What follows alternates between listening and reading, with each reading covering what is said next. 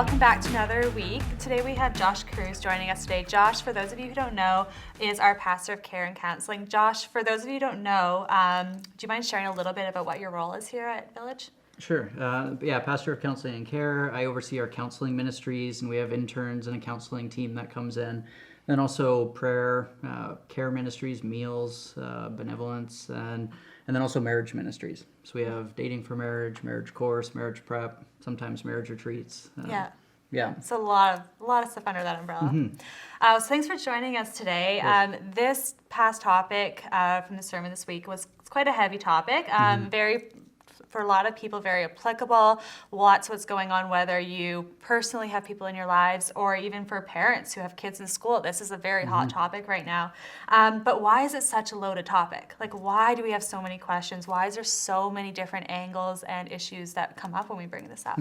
Yeah, no, it very much is a loaded topic. Even sitting here preparing for this, it's, okay, how do we do this? Even as I'm sitting here right now feeling it. Because I think we want to treat people well. Generally speaking, it's loaded culturally, like it's a hot topic out there, and so many viewpoints. You get the extreme viewpoints pretty much on both sides, and it's really loud, and a lot of us are somewhere in between there trying to figure out, where do we stand on this? What are our beliefs?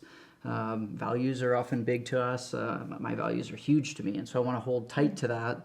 So when somebody's beliefs then oppose that, or seemingly oppose that, well, what do I do? And I think we get anxious in those moments, either because we don't know what we believe, or we do, and then we don't want to say the wrong thing. Or PC culture, being sensitive, I think it can be from a good place, but then sometimes, it can shut things down too. And so in the moment, the topic comes up, I think we get on guard, and where do we go from here? What do we do?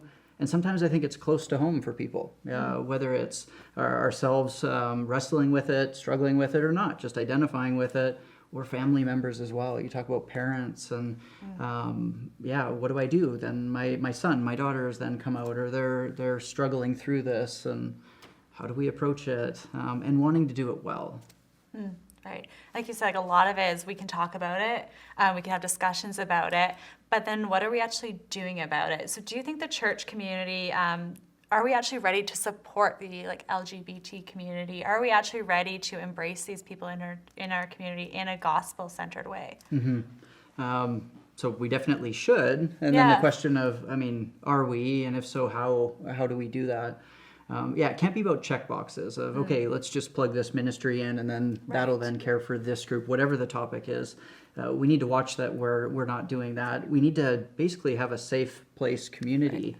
As we were talking about this being a loaded topic, there's that question of, okay, what does support then look like? And I think sometimes we can get our back up of, okay, does that mean we're confirming? Does that mean we're condoning, agreeing with? And support really means accepting then people as they are. Can they come? Can this be a safe place where anybody really can don the church doors? I mean, church goes beyond walls anyways. But think of the opposite of that. Let's say it's not a safe place, or we have, it's almost like lifestyle theology checkers at the door. And they're just, wait, before you even come in, let's make sure we align on everything. And then we either accept or deny people. And I think it can feel that way for people from the LGBTQ plus transgender community, that them, us, them, and even then within our community as well, the church community of, well, how do we engage? And we have a lot of people who are lesbian, gay, bisexual, transgender, queer, questioning, intersex in our community then already. And so we want to build that safety, we want to build that community. Because I think about it, if somebody is then a Christian and part of the LGBTQ plus community, the risk is they don't really have a landing place. So as a Christian, it can be hard often for them to actually be part of the LGBTQ plus community. And then as a Christian coming into a church community, it can be hard too. And there are a lot of church communities that aren't safe. And we want to be a safe place then for that.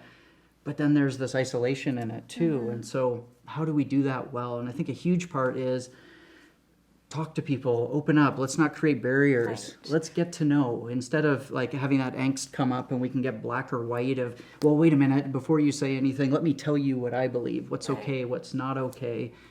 We slow down. We actually get to know the person. Like if somebody walked in and said, hey, Joshua, you're one of the pastors at Village Church. Where does Village Church stand on this issue or these issues related to this? I wouldn't even respond right away. I'd basically say, hey, do you want to grab a coffee? Do you want to go out for lunch? Like, I think relationship is so big to that, to create that supportive community. That way we can actually get to know the person and the context in order to have the conversation where loving, respecting, grace and truth can then come out. I think it says Jesus came with grace and truth. Man, is that a tough tension, but I think we can do that well in relationship. We actually get to know people. And I think so often when people come into our community or come into our church that don't look or act or speak like us, we think, okay, let's create a program for them, right? We isolate people that look alike, we'll put them in a program, but really that's the opposite of what biblical community looks like. Absolutely. And I think that's often what we do is like, well, let's put them like other people that are like them and create a program.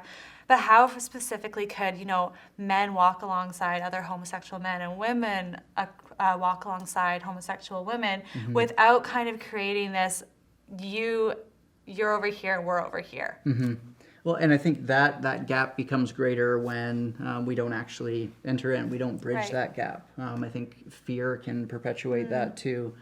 I think a big part is, it depends. If I'm meeting with a man, getting to know him, and then he says, oh, I'm a gay man, thank you for sharing. Like, can we just even honor that, well, you would trust me with that information? We can talk about beliefs and values around that, sure, if we continue to do relationship and if they're open to it. But even just honoring, thank you for sharing. Yeah, I think as we talked at the beginning, it's such a loaded topic. I think we make more of it than it is. I think we need to just keep it simple. We are people. We are humans. Love, care, relationship, respect. I had a great conversation with a gay pastor of a church out in Vancouver area. And I remember I could feel a bit of my angst of where's this going to go? How's this going to be? And so I just moved into, hey, tell me about yourself. Share your story. It was interesting. The disarming kind of went down for both of us. And we landed with sharing our beliefs, which were then opposing. I hold a more traditional view. And so, but we could do that. We could do that well because there was that undercurrent of relationship, love, and then mutual respect for that. Right, yeah. So that's a lot of what the questions you guys are going to be discussing will bring up is how do we actually act in truth and in love at the same time? How do we not judge from a distance but actually love with people up close in our lives? So we have a number of questions for you to go through. Have a good discussion, you guys.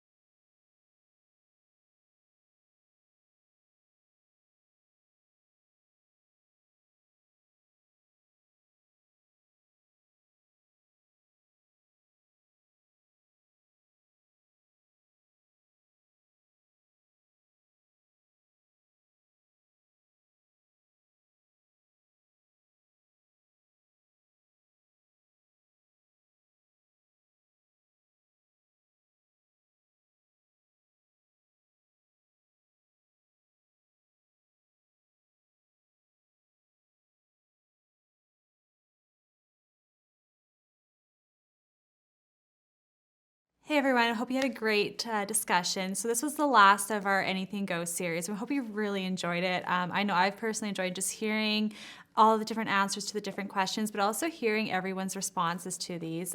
It's really important that us as believers talk about these controversial topics, but I just want to challenge you to think about actually how we handle these questions with other believers. It's important to talk about these things, but we also want to be careful that these questions aren't the things that are going to divide us, and how do we stay united in the mission?